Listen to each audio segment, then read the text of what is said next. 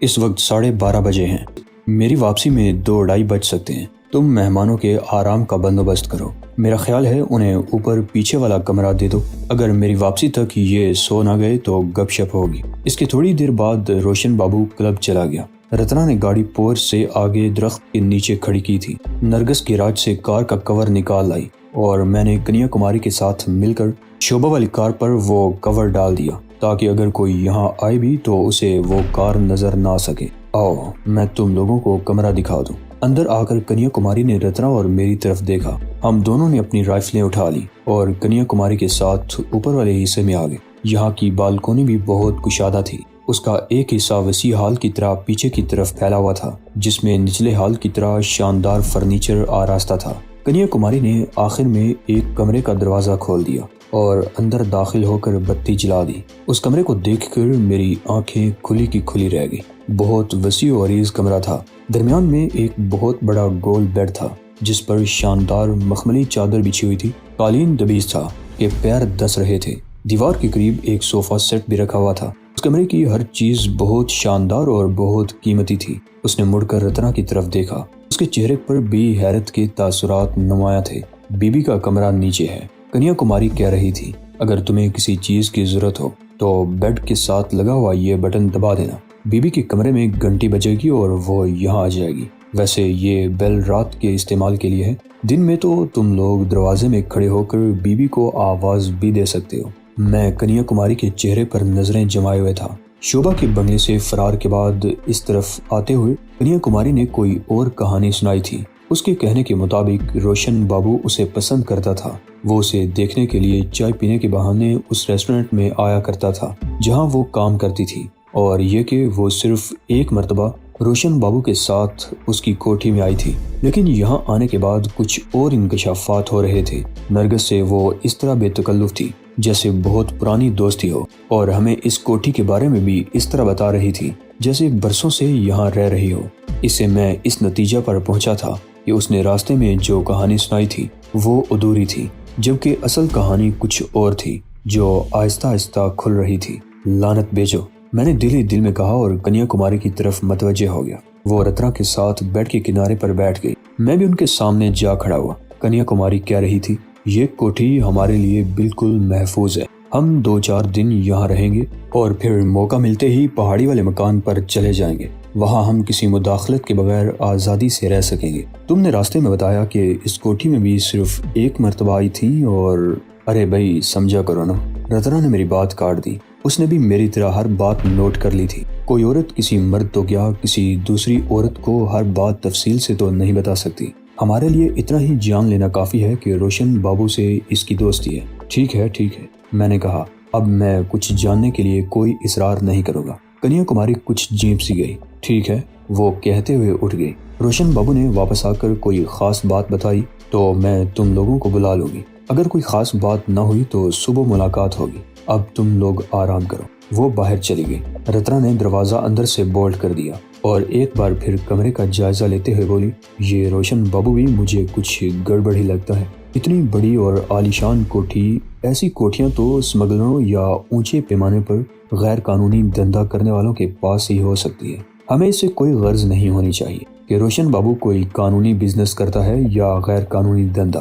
میں نے کہا، ہمارے لیے اتنا کافی ہے کہ ہمیں یہاں پناہ مل گئی ہے۔ ہم چند روز یہاں رہیں گے بشرطے کہ اس دوران کوئی گڑبڑ نہ ہو، اور پھر جیسے ہی حالات بہتر ہوں گے ہم یہاں سے نکل جائیں گے۔ میں محسوس کر رہا ہوں کہ جیسے جیسے وقت گزرتا جا رہا ہے ہم ویسے ہی اس دلدل میں مزید گہرائی کی طرف جا رہے ہیں۔ اس میں میرا یا تمہارا تو کوئی قصور نہیں ہے، رتنا نے جواب دیا۔ خود بخود کچھ ایسے حالات پیدا ہوتے جا رہے ہیں کہ ہم مزید الجھتے جا رہے ہیں۔ کسی طرح جان چھڑانے کا موقع ہی نہیں ملتا۔ وہ ایک لمحے کو خاموش ہوئی، پھر بولی، راستے میں ہوٹل والا واقعہ، اس میں ہمارے ارادے کا تو کوئی دخل نہیں تھا۔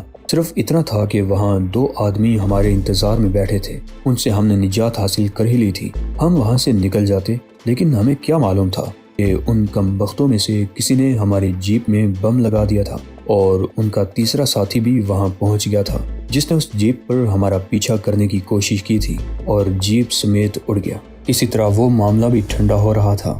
हमें कन्या कुमारी के पास एक महफूज ठिकाना मिल गया था, मगर सत्यानाश हो उस हरामजादी शोभा का जिसने हमारे लिए नई मुसीबत खड़ी कर दी। हालात तो खुद ब खुद ही हमें उलझाते जा रहे हैं, इसमें हमारा तो कोई कसूर नहीं। अब बात कुछ यूं है कि हम तो कंबल को छोड़ना चाहते हैं, लेकिन लगता है कंबल हमें नहीं छोड़ना चाहता। हाँ, ठीक कहती हो, ये कंबल ही हमें नहीं छोड़ना चाहता। मैंने गहरा सांस लेते हुए कहा, लेकिन इस कंबल से हमें निजात हासिल करनी है हर सूरत में। मैं बात करता हुआ एक खिड़की के करीब आ गया, शेफून का पर्दा खींचकर एक तरफ हटाया और खिड़की के पट खोल दिए। अकबी संत में तकरीबन 15 फुट नीचे लान था, लेकिन अंधेरे की वजह से नजर नहीं आ रहा था कि वहाँ घास थी या फूलों के पौधे थे या सिर्फ मिट्टी थी। बहरहाल ये जगह खासी वसी और अरीज थी और बाउंड्री वाल तकरीबन 30 गज पीछे नजर आ रही थी। उस बाउंड्री वाल के पीछे बहुत दूर नशेब में रोशनियां नजर आ रही थी, जिससे मुझे ये अंदाजा लगाने में दुश्वारी पेश नहीं आई कि रोशन बाबू की ये कोठी और उसके साथ वाली कोठियां बुलंदी पर थीं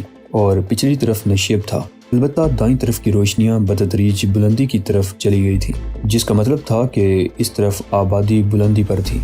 रत्ना भी मेरे करीब आकर खड़ी हो गई। उसकी मौजूदगी का एहसास मुझे उस वक्त हुआ जब उसने मेरे कंधे पर हाथ रखा था। दूर तक फैली जगमगाती हुई ये रोशनियां कितनी बली लग रही हैं। उसने सामने देखते हुए कहा, हाँ, बहुत बली। मैंने अपना बाजू उसकी कमर के गिर्द हायल कर दिया, लेकिन हम इन रोशनियों का नज़ारा दूर ही से कर सकते हैं। हम करीब जाकर इनकी जगमगाहट से लुत्फ अंदोज नहीं हो सकते। सिर्फ चंद रोज की बात है। रत्ना ने अपना बोझ मेरे सर पर डालते हुए कहा, हम हमेशा ही तो ऐसे नहीं छुपते रहेंगे।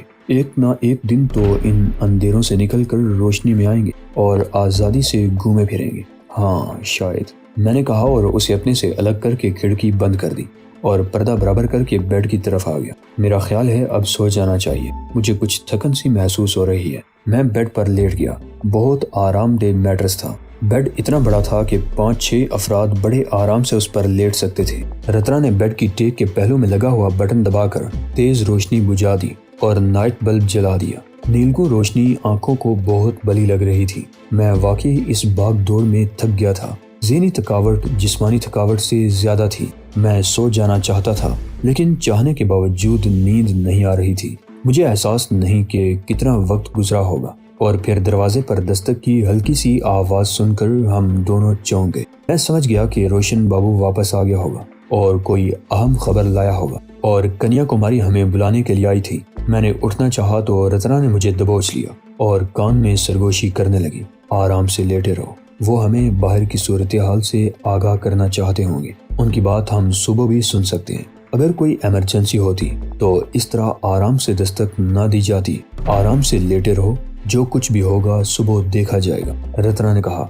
मैंने अपना जिस्म ढीला छोड़ दिया। दरवाजे पर एक बार फिर पहले की तरह हल्की सी दस्तक हुई। रत्ना ने शायद ठीक ही कहा था कि कोई इमरजेंसी होती तो दस्तक देने का अंदाज ऐसा न होता। इसके बाद दस्तक की आवाज सुनाई नहीं दी। अगर हम किसी और जगह होते तो पत्ता खड़कने की आवाज से भी बदहवास हो जाते, लेकिन यहाँ हमें पूरा इत्मीनान था, इसलिए आराम से बिस्तर पर पड़े रहे थे।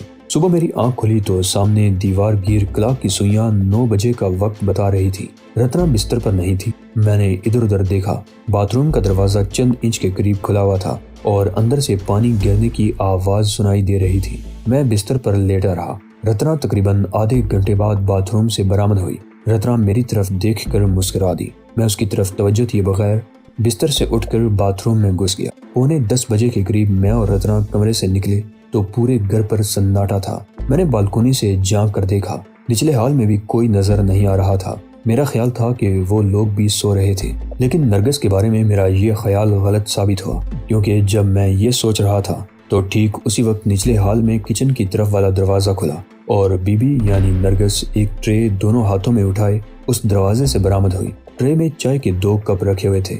नरगिस ने भी हमें बालकोनी में खड़े देख लिया। मेरा ख्याल था कि वो ऊपर आएगी, लेकिन उसका रुख हाल के दाईं तरफ वाली राहदारी की तरफ था। मैं समझ गया कि रोशन बाबू और कन्या कुमारी नीचे किसी कमरे में थे और नरगिस उनके लिए बेड टी ले जा रही थी। मैंने रत्ना की तरफ देखा। वो मेरी निगाहों का मतलब समझकर मुस्कुरा दी। रोशन बाबू कन्या कुमारी का पुराना चाहने वाला है, वो मध्यम लहजे में बोली। उसने कन्या कुमारी की वजह से हमें भी यहाँ पनाह दी है।